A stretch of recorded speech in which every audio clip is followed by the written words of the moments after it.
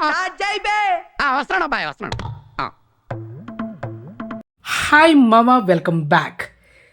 ఆరంభం ఈ cinema last month May 10న థియేటర్ రిలీజ్ అయింది. మరి థియేటర్లో రిలీజ్ అయిన 3 వారాల గ్యాప్లోనే లాస్ట్ మంత్ మే 23న ఈ సినిమాని ఈటీవీ విన్ ఓటీటీ యాప్లో స్ట్రీమింగ్ చేశారు. ఇది ఒక సైన్స్ ఎక్స్పెరిమెంటల్ మూవీ అనమాట.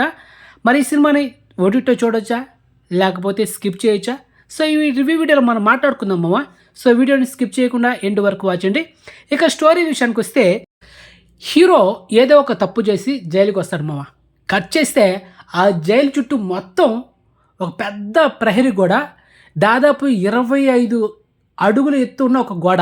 ఆ గోడ పైన కరెంట్ తీగలు. మరి ఏ ఖైదీ కూడా అంత ఎత్తు ఎవరైనా ఎక్కగలరా? అలాంటిది హీరో తప్పించుకుని వెళ్తాడు మామ. ఎంతోమంది పోలీసు సిబ్బంది ఉంటారు. ఒక పక్క తను బంధించిన సెల్లు తాళం కూడా పగలగొట్టాడు హీరో. గోడ కూడా పగలగొట్టాడు.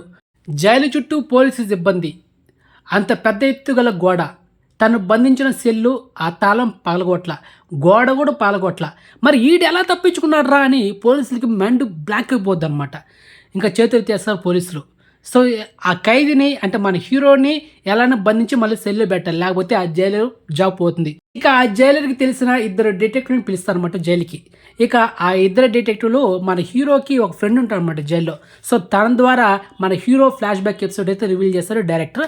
ఆ ఫ్లాష్ బ్యాక్ ఎపిసోడ్ బాగుంటుంది. అసలు హీరో ఏ తప్పు చేసి జైలుకి వచ్చాడు?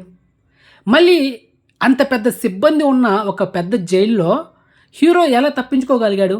సో దానికి రీజన్ ఏంటి? మీరు సినిమా చూడాలి మామ. అండ్ ఇక సినిమాలో సాంగ్స్ విషయానికి వస్తే, ఒక సాంగ్ మాత్రం ఒక మెలోడీ సాంగ్ చాలా బాగుంది.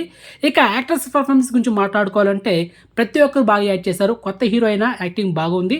తర్వాత సైంటిస్ట్గా చేసే ఆ పర్సన్ కూడా యాక్టింగ్ బాగుందనమాట. అతను చాలా సినిమాలు చేశారనమాట తెలుగు సినిమాలో. అండ్ బ్యూటిఫుల్ లొకేషన్స్, చాలా బాగుంది సినిమాటోగ్రఫీ కూడా.